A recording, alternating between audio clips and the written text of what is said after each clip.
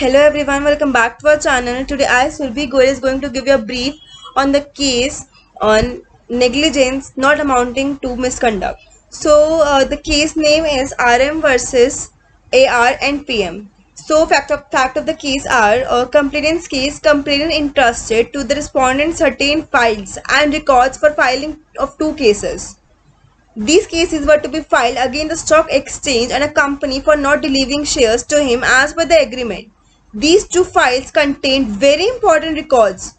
One of them was a letter from the company admitting liability to pay rupees 1,900 to the complainant. Respondent number 1 advised the company that there is no use in filing the legal proceedings against the company and that it's better to settle the matter out of the court through respondent number 2. But the efforts for settling the case out of the court were not fruitful and complainant sought for the return of papers. In the meantime, the respondent number 2 left Madras and settled at Salem. Respondent number 1 gave a letter to the complainant addressing the respondent number 2 for return to those files. Complainant met respondent number 2 at Salem but could recover only one file. Even though persistent efforts were made, the complainant could not recover the files from the respondents. The file contained material documents on which the complainant's claim against the company was based. As such, the respondent have committed the professional misconduct by not returning the papers. Respondent number 1 case. Respondent number 1 admitted that he had approached by the complainant with the said case, but he contended that he was not well versed in subject and therefore be referred the case to respondent number 2. And thereafter respondent number 2 took the responsibilities of the case. Hence, he has nothing to do with the alleged misconduct. Respondent number 2's case. Respondent number 2 admitted that the case was referred to him by respondent number 1 and also that the two files were entrusted to him by the complainant. He also admitted that he had advised for settlement of the matter out of the court and that settlement could not be materialized in the meanwhile due to old age and certain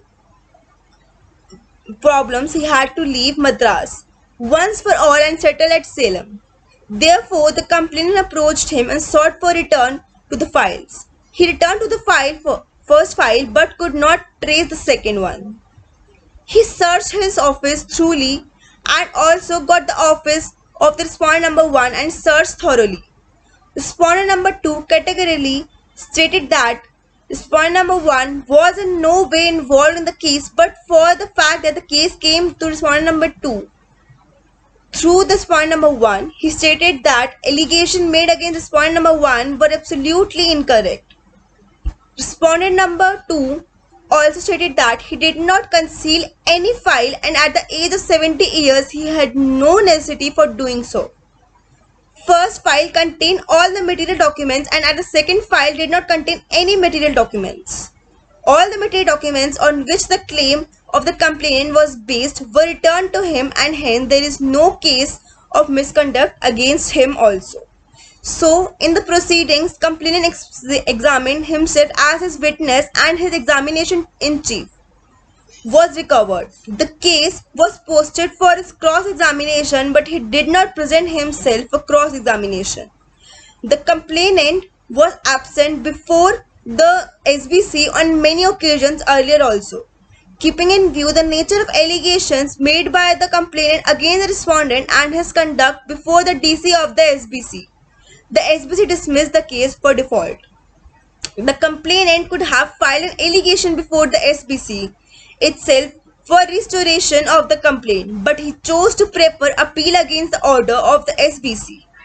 But he also not present before the Bar Council of India, also in spite of the notice served upon him. He submitted through a letter that he knew the only Tamil and could not argue either in the English or in Hindi. Therefore, he requested the DC of the BCI to decide the case on the merits from the records only. The injury was held at Madras. Even then, the complainant remained absent. The respondents were present both before the SBC and before the BCI throughout the proceedings. The BCI looked into the pleadings and material documents presented in the case by the parties. In this appeal memo, the complainant had made several allegations against the chairman and the member of the DC of the SBC and had contended that it was a waste of time to be present before them as they were favoring the respondents. He did not have any hope of getting justice from the BCI, took these allegations seriously and observed that the complainant had no business to say any such thing against the chairman or the members of the DC of SBC without cogent evidence of the support of such allegations. However, the BCI also observed that DC of CBC SBC had not given the complainant sufficient opportunity of cross-examination. One of the letters produced by the complainant was addressed to the respondent number 1, which stated that respondent number 2 was supporting the company and blackmailing the complainant. Hence, he should make all the efforts to get the papers back from the respondent. Number 2, he had also sent the DD for rupees 240 with a letter. This DD was not enticed by respondent number 1 as he had nothing to do with the case. The letter also clearly disclosed that it was only respondent number 2 who was involved in the case. Hence, BCI had no hesitation in holding the case against respondent number 1 was not proved. From the pleading and evidence, it was clear that the respondent number 2 was negligent in the losing the case papers entrusted to him, but the negligence did not amount to misconduct. BCI relied upon the decision of the Supreme Court supported in AIR 1984, SC 101, which is based on a decision of the Madras High Court reported in AIR 1926, MAD 568 order. Therefore, the appeal was dismissed with the cost of rupees 1000 payable to respondent number 1 only. Thank you so much.